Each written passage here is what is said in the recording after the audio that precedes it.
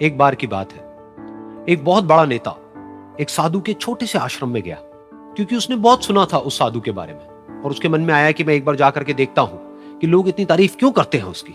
तो जब वो उस आश्रम में गया तो वहां पर एक छोटा सा कमरा था जहां पर एक कालीन बिछा हुआ था। वहां पर कुछ लोग बैठे हुए थे नीचे और साधु जी सामने बैठे हुए थे। कुछ सवाल जवाब चल रहा था। तो जैसे ही वो अंदर गया, वो अकेला नहीं था, उसके साथ में 4 बॉडीगार्ड्स भी थे और उसको ये आदत थी कि जहां पर भी वो जाता था लोग अपनी जगह से खड़े हो जाते थे, उसकी तरफ देखते थे, हाथ जोड़ते थे, अपना सर झुकाते थे। लेकिन यहां पर ऐसा कुछ भी नहीं हुआ। साधु ने उसकी तरफ देखा तक नहीं, क्योंकि वो साधु किसी के सवाल का जवाब दे रहे थे। लेकिन नेता को इस बात पे गुस्सा आ गया। नेता को लगा कि ये मेरी बेइज्जती है। तो उस नेता ने साधु की बात को बीच में ही काटते हुए थोड़ा गुस्से से कहा, मैं आपसे कुछ कहना चाहता हूं। साधु ने उसकी तरफ देखा और बोले, आप थोड़ी देर रुकिए, पहले मैं इनके सवाल का जवाब दे लूं, उसके बाद में मैं आपसे बात करूंगा। तब तक अगर आप चाहें तो आप बैठ सकते हैं। बस साधु का इतना कहने की देर थी। नेता का चेहरा गुस्से से लाल हो गया और फिर उसने अपना सारा गुस्सा उस साधु के ऊपर निकाल दिया।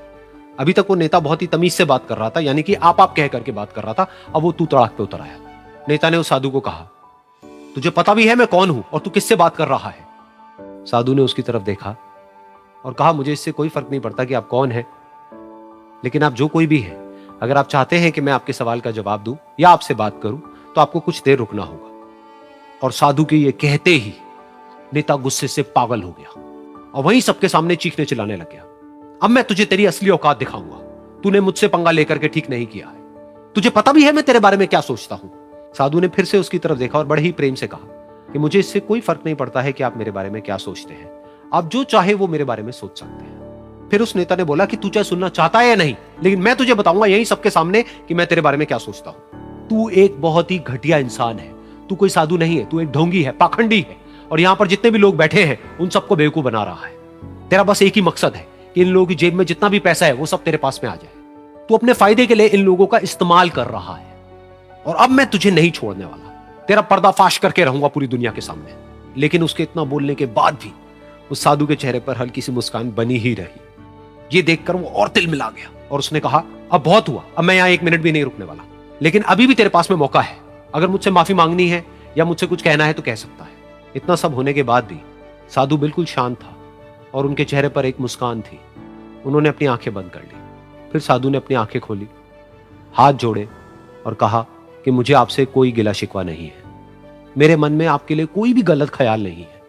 जो भी आपने मेरे बारे में कहा वो आपकी अपनी सोच थी। तो मुझे आप में कोई भी बुराई नजर नहीं आती है। मुझे आप एक बहुत ही भले इंसान लगते हैं। और साधु के इतना कहते ही नेताजी का दिमाग 7वें आसमान पर पहुंच गया।